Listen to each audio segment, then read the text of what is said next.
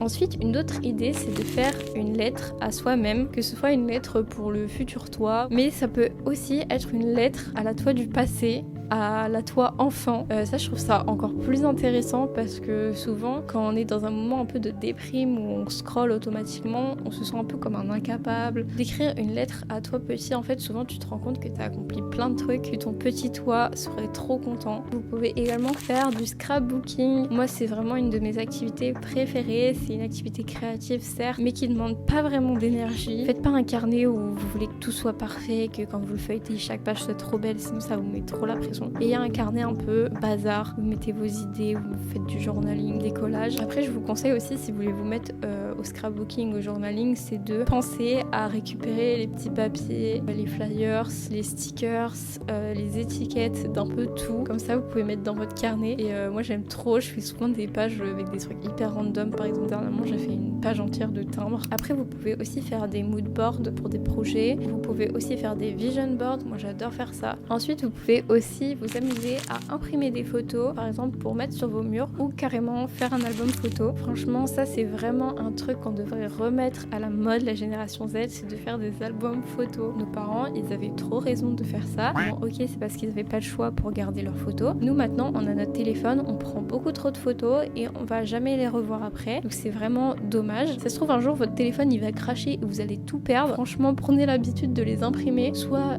juste avec une imprimante basique et genre vous faites un album un peu scrapbooking vraiment simple, ou soit vous pouvez aller les imprimer dans des magasins comme la Fnac. Il y a des bornes pour imprimer les photos. Sinon, moins cher, vous pouvez les imprimer en ligne. Moi, j'aime bien l'application Freeprints. C'est vraiment pas cher. Vous payez que les frais de livraison si vous faites moins de 45 photos, un truc comme ça, je sais plus.